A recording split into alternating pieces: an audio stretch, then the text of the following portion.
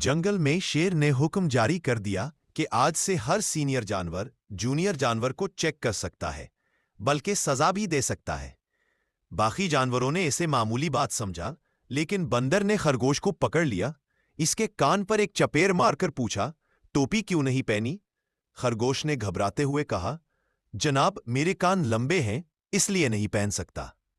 बंदर ने कहा, ठीक है, जाओ। अगले दिन खरगोश चहलकदमी कर रहा था। बंदर ने उसे दोबारा बुलाया और रुक के एक कान के नीचे चपेड़ मारी। फिर पूछा, टोपी क्यों नहीं पहनी?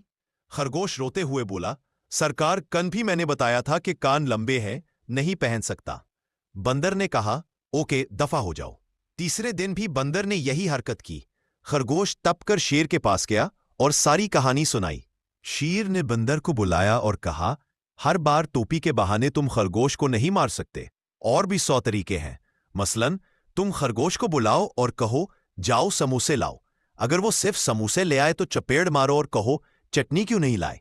फर्ज करो, अगर वो दही वाली चटनी ले आए तो चपेड़ मारो और कहो, आलू बखारे वाली क्यों नहीं लाए? और अगर वो आलू बखारे वाली ले आए तो फिर टिका देना कि दही वाली क्यों नहीं लाए।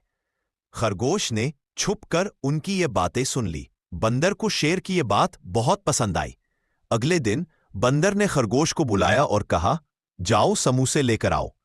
खरगोश भागा और समोसे ले आया। बंदर ने पूछा, चटनी लाए हो? खरगोश बोला, जी जनाब। बंदर ने फिर पूछा, कौन सी? खरगोश बोला, जनाब, दही वाली और आलू बखारे वाली दोनों लेकर आया हूं। बंदर सोच में पड़ गया कि अब क्या करूं। जब कुछ समझ न आया तो रुक के एक चपेड़ मारी खरगोश को और बोला, तू ये बता, टोपी क्यों नहीं पहनी?